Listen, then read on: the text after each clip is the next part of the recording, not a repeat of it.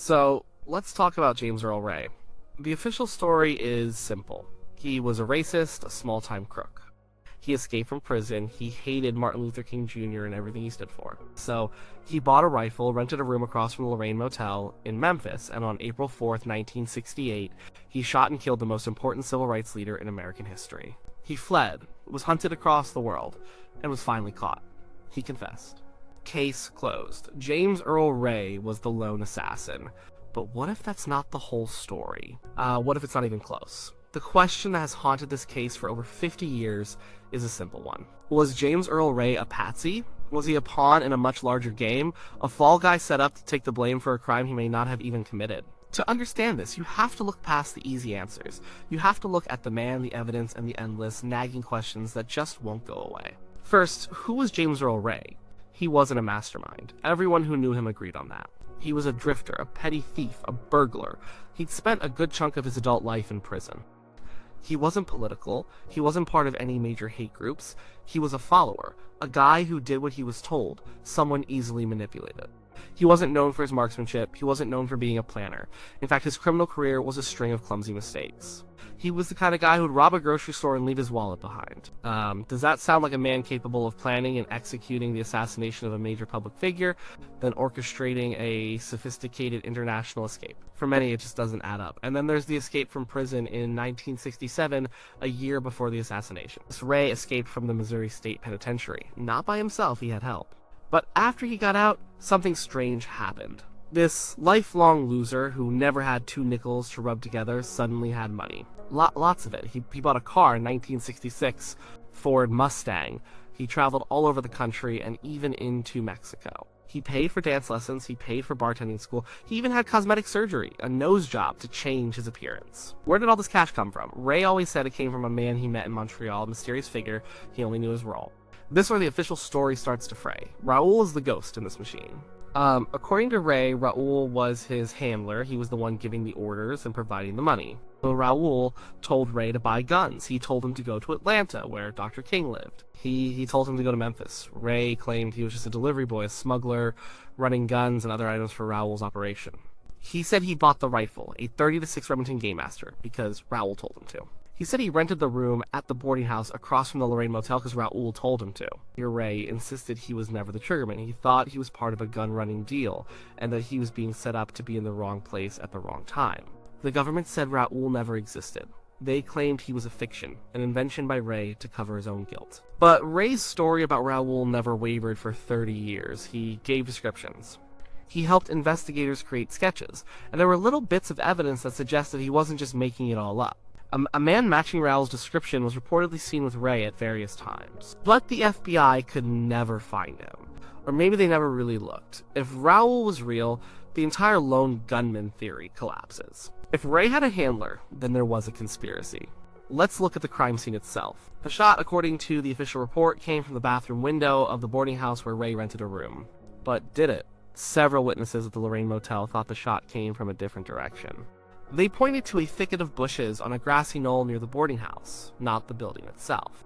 Solomon Jones, Dr. King's chauffeur, who was standing below the balcony, was certain the shot came from the bushes. A taxi driver, James McCraw, saw a man come out of those same bushes right after the shot, put something in a white car, and drive away. The main witness against Ray, Charles Stevens, who lived at the boarding house, was drunk at the time. His story changed multiple times. He was later given a reward for his testimony. Many believe his account was unreliable at best, and coerced at worst. And then there's the evidence. The evidence is almost too perfect. Right after the shooting, a bundle was found in the doorway of a nearby shop. Inside was the rifle, a radio, some binoculars, a newspaper, and other items. The rifle had Ray's fingerprints on it, the radio had his prison ID number etched on it. It was the perfect package to frame one man, James Earl Ray. But think about it. What kind of professional assassin, or even a semi-competent amateur, would dump all the incriminating evidence in a neat little bundle just a few feet from the crime scene? It's almost comically inept. It's more like something you'd do if you wanted the police to find it and follow a specific trail. It feels staged. The rifle itself is another major problem. The bullet that killed Dr. King was badly damaged. The FBI's ballistics experts could not definitively match the fatal bullet to the rifle found in the bundle. They said the markings were consistent with being fired from that type of rifle, but they could not make a positive match. That's a huge deal. The single most important piece of physical evidence linking Ray's gun to the murder was inconclusive. Without a positive ballistics match, the core of the physical case against him is hollow. They had a suspect, and they had a gun, but they could never prove that this gun fired that bullet. Let's not forget the manhunt and the plea. Ray fled Memphis. He drove to Atlanta, then up to Canada, then to Europe. He was eventually caught in London 2 months later trying to board a flight to Brussels with a fake Canadian passport. He was extradited back to the United States to face trial, and here's where it gets even stranger. Ray never got a trial. His new lawyer, a flamboyant attorney named Percy Foreman, convinced him to plead guilty. Foreman told Ray that if he went to trial, the Memphis jury would surely convict him, and he'd get the electric chair. Foreman guaranteed that if he pleaded guilty, he would get a 99-year prison sentence instead. Ray, terrified of being executed, reluctantly agreed. He entered his guilty plea in court. But the very next day, he tried to take it back. He wrote a letter to the judge, firing his lawyer and proclaiming his innocence, demanding the trial he was promised. It was too late. The judge refused. The state had its confession, its neat and tidy resolution. For James Earl Ray would spend the rest of his life in prison, fighting for a trial he would never get. Why would a man who was truly guilty spend the next 3 decades of his life writing letters, filing appeals, and begging for a chance to prove his innocence in court? A guilty man usually keeps his mouth shut and serves his time. Ray never stopped shouting from his cell that he was a pawn, that he was set up. So, if Ray was a patsy who was pulling the strings, this is where the story gets dark and complicated. There was no shortage of people who wanted Martin Luther King Jr. dead. First, you have the United States government itself. J. Edgar Hoover, the director of the FBI, had a deep personal hatred for Dr. King. He saw King as a dangerous radical, a communist threat who was stirring up trouble. The FBI's COINTELPRO program actively worked to discredit and destroy King. They wiretapped his phones, bugged his hotel rooms, and tried to blackmail him with evidence of his extramarital affairs. They even sent him an anonymous letter suggesting he commit suicide. The FBI had the motive and the means to orchestrate something like this. Some theories suggest that government agents were involved, either directly or by using underworld figures to do their dirty work. Then there's organized crime. The Mafia had its own reasons to hate Dr. King. King's campaigns against poverty and vice often targeted businesses and rackets controlled by the mob. Furthermore, Dr. King was a close ally of Robert F. Kennedy, who as Attorney General had waged a relentless war on the Mafia. With RFK running for president in 1968, the mob may have seen King's death as a way to destabilize the country and disrupt Kennedy's campaign. Figures like Carlos Marcello, the powerful New Orleans mob boss, have long been suspected of having a hand in both the JFK and MLK assassinations. Ray had connections to the underworld. His brother Jerry worked for a mob-connected figure in the St. Louis area. It's plausible that Raoul was an intermediary for the mob, using a disposable, small-time crook like Ray to carry out their plan. You also have to consider local forces. The atmosphere in Memphis was tense. A bitter sanitation workers' strike was going on, and Dr. King was there to support them. The police department was not friendly to the civil rights movement. In a very strange and still unexplained move, the police security detail assigned to Dr. King was pulled back on the day of his death. The 2 black detectives who were usually part of his protection were reassigned. The regular police presence was oddly light, and a group of black firefighters who were stationed across from the Lorraine Motel were mysteriously sent back to their firehouse just hours before the shooting. It was as if someone was deliberately clearing the area, making the target as vulnerable as possible. The most compelling evidence for a conspiracy came decades later, in a place most people have never heard of, a Memphis courtroom in 1999. The King family, Coretta Scott King, and her children bumped up, never believed James Earl Ray acted alone. They believed he was a scapegoat, so they did something unprecedented. They filed a civil lawsuit, a wrongful death claim, against a man named Lloyd Jowers. Lloyd Jowers was a Memphis bar owner. His place, Jim's Grill, was on the ground floor of the boarding house where Ray rented his room. For years, Jowers had been quietly telling people he knew what really happened. In the 1990s, he went public. Jowers claimed that he was part of a conspiracy to kill Dr. King. He said he was paid $100,000 by a local produce merchant with Mafia connections to help with the assassination. The Jowers stated that the shot did not come from the bathroom window. He said it came from the bushes behind his grill. He named the shooter, though he wouldn't name the man publicly, only referring to him as a Memphis police officer. He said James Earl Ray was not involved in the shooting at all. He was just the fall guy deliberately set up. The King family brought this lawsuit to get the truth out. Over 4 weeks, they presented testimony from over 70 witnesses. They laid out a detailed case for a massive conspiracy involving the Memphis police, the Mafia, and even federal government agencies. James Earl Ray's own lawyer, William Pepper, who had spent years investigating the case, represented the King family. The defense, representing Jowers, put up very little fight.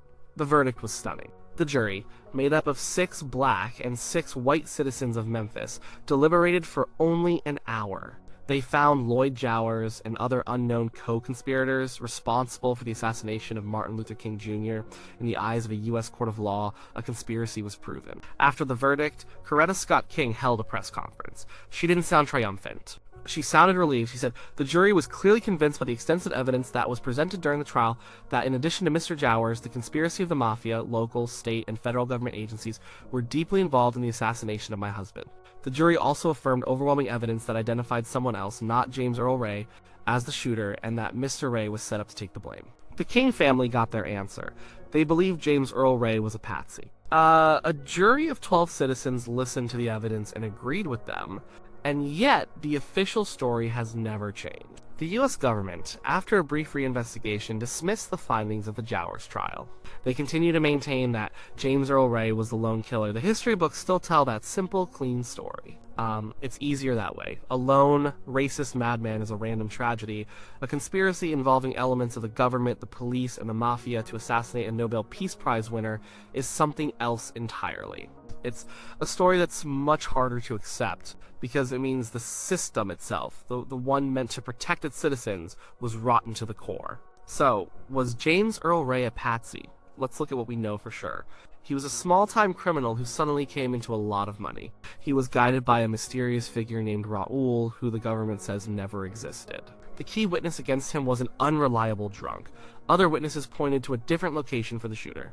The supposed murder weapon could never be definitively matched to the fatal bullet.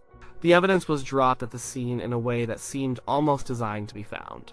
Ray was pressured into a guilty plea by his own lawyer and then spent the rest of his life trying to get a trial to prove his innocence. And finally, Dr. King's own family, after years of research, sued a confessed conspirator and won, with the jury finding that a conspiracy, not a lone gunman, was responsible for the murder. When you lay it all out, the official story seems like the least likely scenario. It requires you to believe that a clumsy, broke, apolitical drifter suddenly became a master assassin, planner, and international fugitive, all on his own. It requires you to ignore the testimony of eyewitnesses, the inconclusive ballistics, the strange behavior of the Memphis police, and the sworn confession of another man. It requires you to believe that the King family and the Memphis jury were all wrong. The story of a patsy makes much more sense. It explains the money, it explains Raoul. It explains the clumsiness of the evidence drop. It explains Ray's lifelong insistence on his innocence. In this version, Ray was the perfect fall guy. His criminal record made him believable as a killer. His lack of intelligence made him easy to manipulate. He was moved around like a chess piece by smarter, more powerful players who needed someone to take the fall. He may have been a party to the crime in some way. He was there, he bought the gun, but he was not the planner, and he was likely not the shooter. He was just the guy left holding the bag. The truth of what happened on that balcony in Memphis is buried under decades of secrets, lies, and misinformation. We may never know all the names of the people involved, but the evidence strongly suggests that James Earl Ray was not the lone assassin of Martin Luther King Jr. The man who went to prison for the crime was likely just another victim of the forces that wanted Dr. King silenced. He was, in all probability, exactly what he claimed to be for 30 years of past. And that's a truth far more disturbing than the simple story we've been told.